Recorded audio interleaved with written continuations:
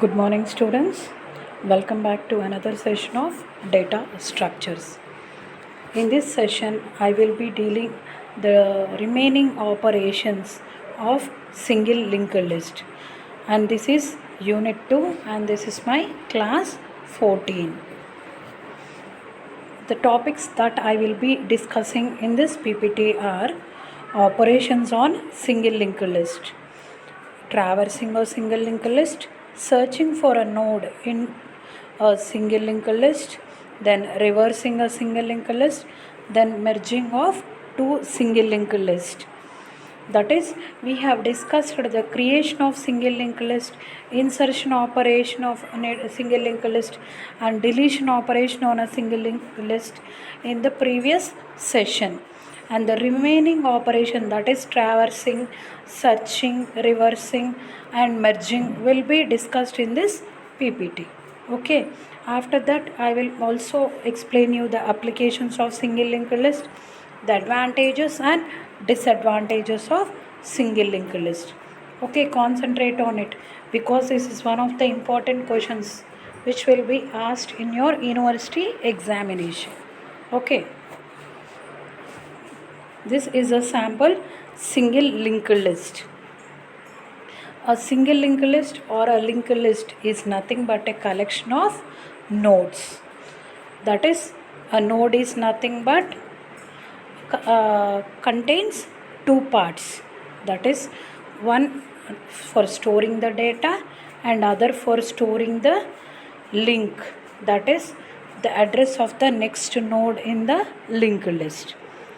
If you have followed my previous session, then you will be able to easily understand this concept. Okay, a single linked list is nothing but a collection of number of nodes, and each part of the node will contain, that is two parts. Every node will contain only two parts, one for storing the data or information of the user and other for the storing the address of the next node in the linked list. That is, the first node stores the address of the second node, the second node stores the address of the third, and so on till the end. And the last node will store a cross symbol or a null symbol indicating that the linked list has ended there only. There are no nodes after it. Okay, and each linked list will contain a header node, that is the first node in the linked list, which contains the address of the starting node or the first node in the linked list. This header is a specially designated node which is used to store the address of the first node in the linked list. Okay, we start from the header node only. Next, operations on single linked list. We can perform different operations on single linked list. The creation operation, insertion operation, and deletion operation have been discussed in my previous session. In this session, I will be only discussing the searching, traversal, reversing, and merging operations along with their algorithms. Okay. See, searching. What do you mean by searching? Searching is nothing but finding an element in a given list of elements. That is, here the linked list will be available for us. That is, a linked list is nothing but a collection of nodes, and in that linked list we must find the required or a particular node. So we start the search from the header node. That is, the header node contains the address of the first node. We will go there and check whether the data in the first node matches with the item we want. If it is okay, then we say that the search is successful and return success. If not, we will go to the next node and we will check whether our desired item or our required item matches with the item in the second node. If it is okay, then we end the search there only. Otherwise, we move till the end of the list until a null pointer is found, that is the linked list is empty. Okay. Now this is an algorithm for finding an element in a single linked list. That is ptr is equal to header dot link. That is start from the first node. As I have told, we will have a specially designated node called the header node in every linked list, and this header node stores the address of the first node in the linked list. Okay, and this node, header node, will contain only the link part, that is only the address part. It does not contain any data part. So we start from the header node and then move to the first node in the linked list, and we compare our item, that is the key element, means our element which we are searching, with the element at location, that is first location. If it is okay, then we set the flag is equal to 1, that is item is found and search is finished. If we start from the header node and move till the end, and if the item is not found, then we set the flag is equal to 0 and return item not found. Here, if the linked list contains only one node, then we will set the pointer to that first node. We will check the key element, that is our element we want to search, with the element in the first node. If it matches, then it is okay. Otherwise, we return flag is equal to 0 and we come back. Or if the element is found, then we return success. This is an algorithm for finding an element or for searching an element in a single linked list. That is, we start from the header and move our pointer to the next node, then to the next node, then to the next node, till the end of the linked list. Okay. Next, traversal operation. The idea here is to step through the list from the beginning to the end. The traversal means nothing but visiting all the nodes from the beginning to the end is known as traversal. That is, I start from the header node and take the address from the header node and move to the next node, and after that I take the address from the first node and move to the second node. Then I take the address from the second node and move to the third node. Like this, I start from the front and move till the end. Okay, this operation is nothing but traversal operation. Here is an example of traversing a single linked list. Start is equal to 100 means header is equal to 100. That is, the header part or the start part contains the address of the first node in the linked list. Here start is equal to 100 means we start at the memory location 100. Here in 100 we have the information is equal to A and the next node address is 200. And after that we go to the next memory location. What is it? 200. And that in 200 we have the information as B and the next address as 300. So we have to go to the next address, that is 300. In 300 location the data is C and the memory or the address in that is 400. So we have to go to the 400 location. In the 400 location the data is D and the link part contains null, which indicates that the linked list has ended. That is, there are no nodes after this node. Okay, so we started from the location 100, then moved to 200, then moved to 300, and then to 400. That is, we visited all the nodes in the linked list. So this is known as traversal operation. The algorithm for traversal operation is given here. So header dot link is equal to PTR. That is, we start from the header node. That is, we set the pointer from, or we start our search from header. That is by taking the link part. As I have mentioned, header does not have any data. Header only has a link part. So we take the link from the header dot link and place it in the PTR. That is, PTR is our current node. That is, I start my search from the header. Then continue my search till the location is equal to, that is, the link part contains null. That is, if the link part contains null, then it will be the last node in the linked list. Process of PTR, that is, perform the operation. That is, from header go to the first node, then from there go to the second node, then from there go to the third node.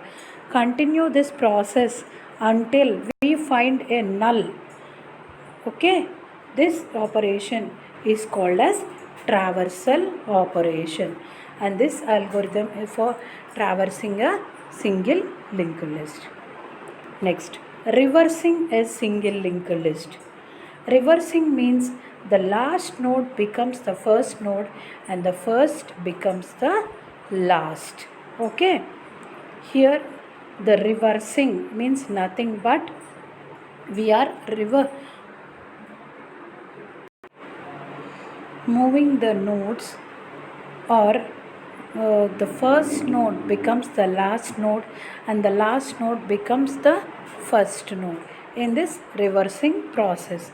See this linked list, for example, it contains 5, 23, 3 and 17, and the last node containing null n. Okay, we have to reverse this single linked list. Reversing means nothing but we will be moving the first node to the last and the last node to the first, and the rest of them will be reversed as the links will be not broken. Okay,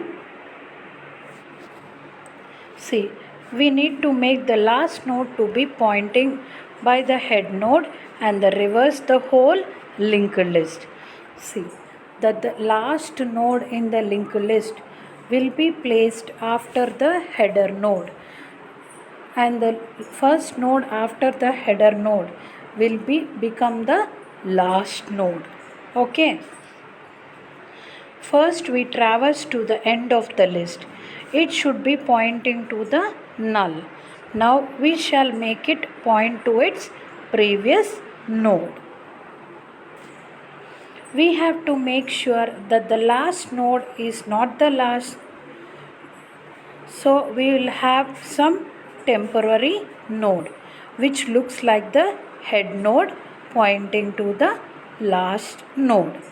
Now we shall make all left side nodes point to their previous nodes one by one.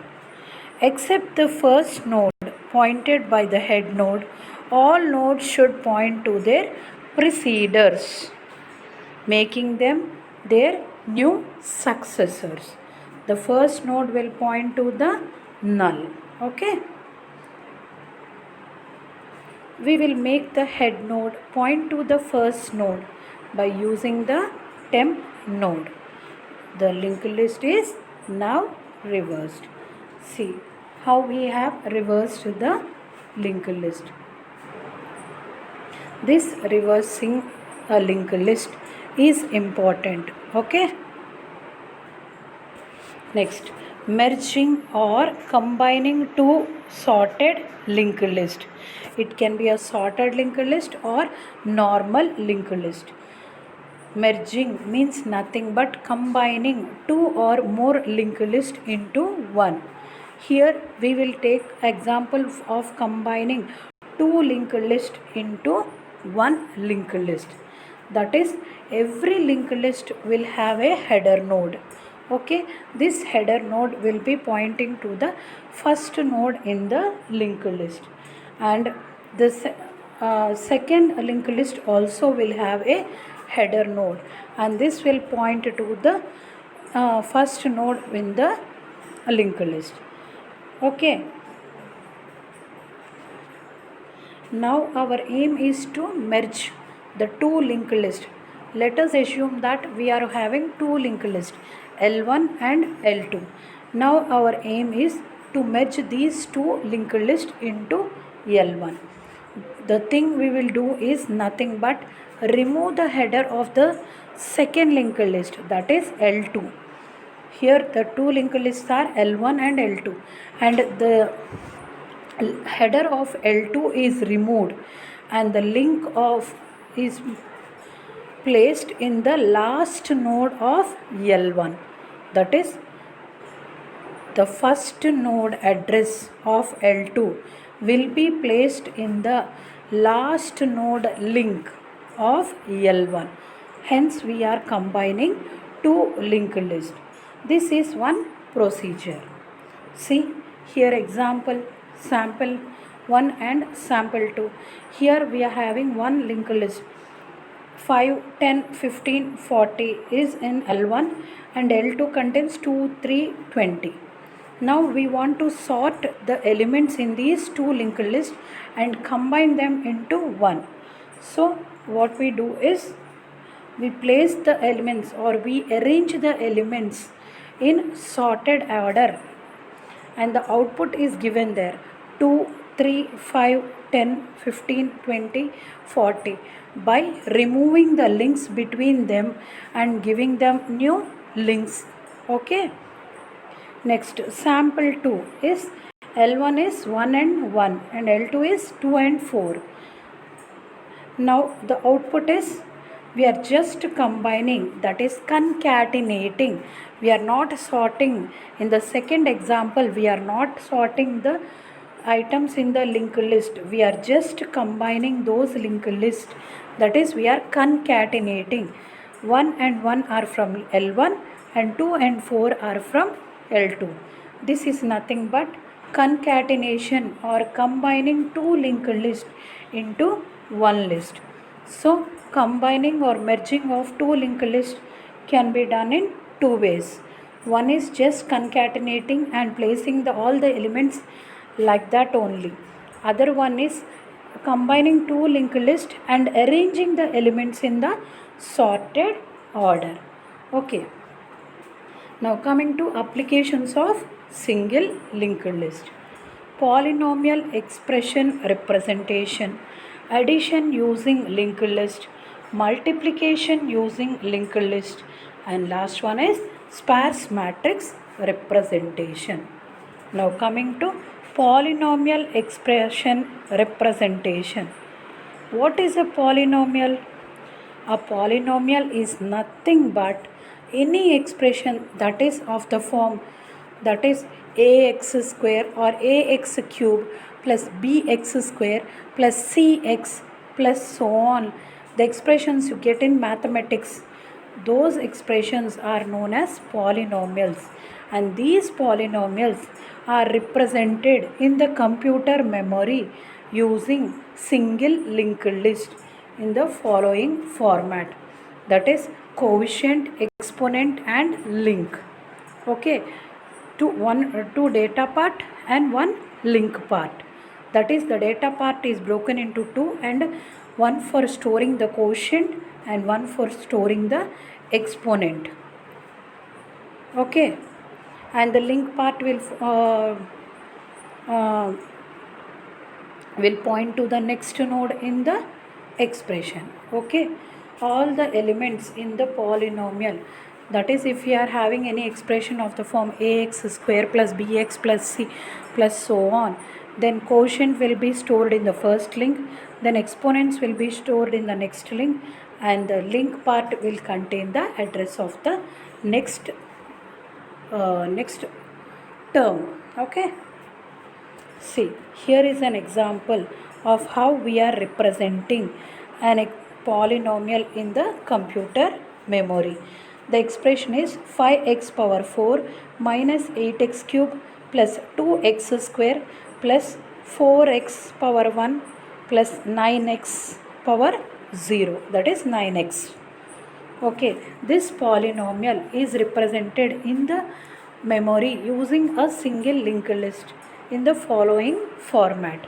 Start, that is the header node, will contain the address of the first node, that is 500. Okay, in the location 500 we are storing what? Quotient, exponent, and then the link. Here the quotient is 5 and the exponent is 4. Okay, quotient is 5 and exponent is 4. Coming to the next term, what is our quotient? Minus 8. And what is our exponent? 3. And we move to the next node. That is, here the quotient is 2 and exponent is also 2. And the next part contains the link, that is memory address of the next node. In that we will store the next term. What is our next term? 4x power 1. 4 is our quotient and 1 is our exponent. And 400 is the memory location of the next node. Like that we move to the last element. What is our element? 9x power 0. So 9 is our quotient and 0 is our exponent. And we place an cross symbol in the last node. Since our term has ended, there are no terms after it, we have placed a null symbol indicating that the nodes in the linked list has ended. This is the representation of a polynomial in the computer memory. Okay. Next, polynomial addition. That is nothing but polynomial addition means we are adding or we are combining two polynomials. Suppose ax square plus bx plus c plus 1 or some constant, or and other term may be some zx square plus mn power my something, like that terms will be there, no? So we consider two expressions or two polynomial expressions, and we will add those two polynomial expressions by comparing their quotients. Okay, to perform the addition of any two polynomials, first we should compare their exponents. That is, x power 4 terms will be added with the x power 4 terms in the b. That is, we are having two expressions, say a is one expression and b is one expression, and in the expression a we will if we have x power 4 term, then we will also see if the same term exists in the b expression also. Then we will add those terms. That is, quotients can be added only if their exponents are equal. Okay, so we will add like that only. If the exponents are equal only, then the quotients can be added. So after performing the addition or for performing the additions, we use the linked list data structure. You just remember those words. Okay. Now, polynomial multiplication. Suppose we have to multiply two polynomials p and q so that the result will be stored in R, another polynomial. That is, here p is one polynomial and q is one polynomial, and we are multiplying those two terms and placing the result in R. Okay. For that also we use the linked list representation only. That is, if we perform the multiplication of both the terms, then the result also will be a polynomial, and this also will be stored in the form of a as I have mentioned earlier, it will be stored in an exponent, coefficient, exponent, link format. Okay. So this is for polynomial multiplication. You just remember the applications and you can write it by yourself. No need to by heart. Here we are having 4 applications of single linked list. One is polynomial representation. Second one is polynomial addition. Third one is polynomial multiplication. Okay. Next one, fourth one is sparse matrix manipulation. What is a sparse matrix?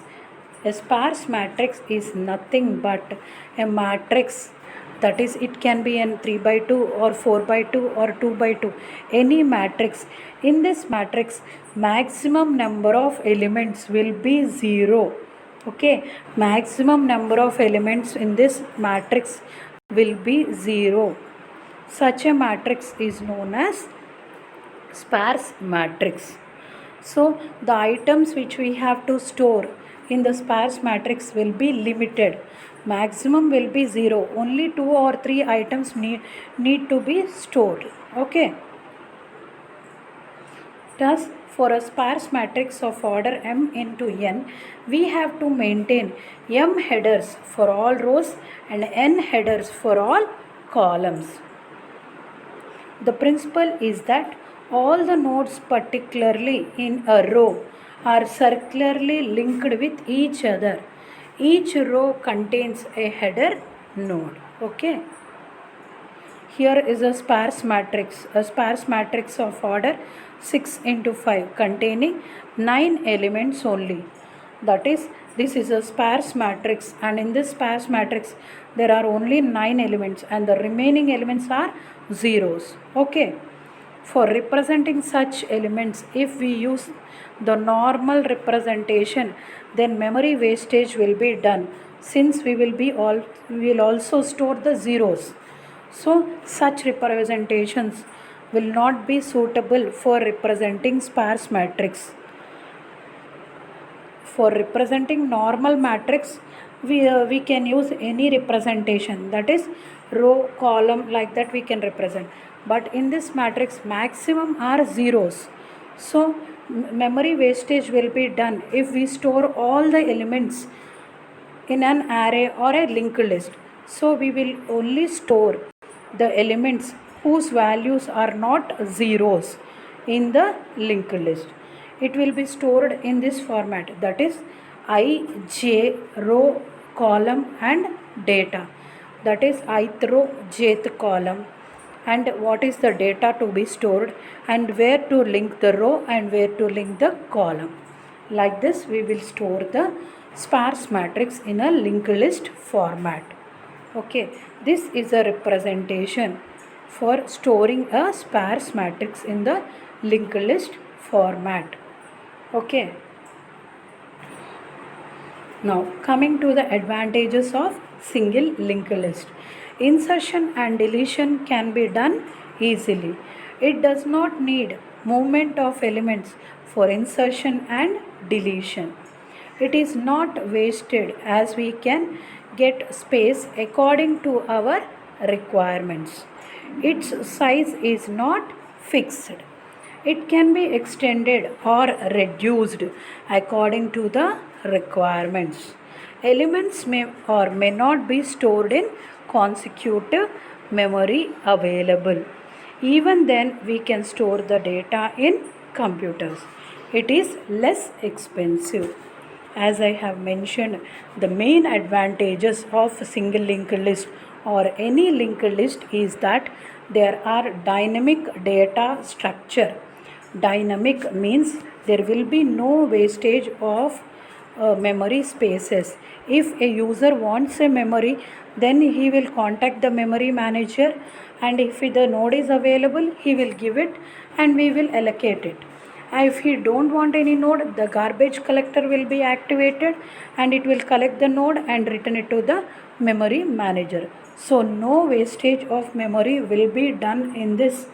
Okay. And insertion and deletion operation are also easily done, since there only the pointer, that is the nodes will not be deleted, or nodes cannot, the elements need not be pushed down or up, just the link will be removed and a new node can be added. Thus the link will be deleted and the new node can be, any node can be deleted. Okay, so it is very less expensive. Coming to the disadvantages of single linked list. It requires more space as pointers are also stored with information. Different amount of time is required to access each element. If we have to go to particular element, then we have to go through all those elements that come before that element. We cannot traverse it from last and only from the beginning.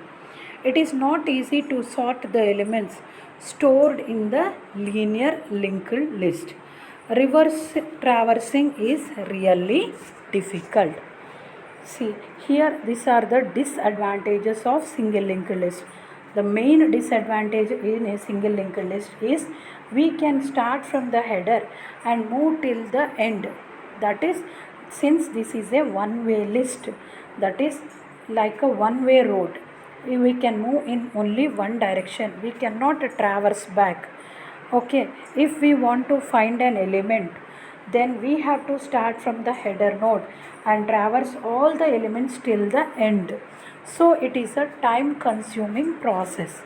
It also requires a more space, because arrays only store the data, but this linked list stores the information as well as the link part also. So a little amount of memory will be required than the arrays. Okay, reverse traversing, that is traversing from the end to the beginning, is not possible, we can say. Okay, since these are one way lists, only unidirectional. Next, this is the end of class 14. Okay, hope you understood all these operations clearly. Since this single linked list concept is more important and this may be asked in your university examination, concentrate more on this single linked list concept. This will be the basis for the double linked list as well as the circular linked list, that will be discussed in the next sessions to be coming. Okay, thank you.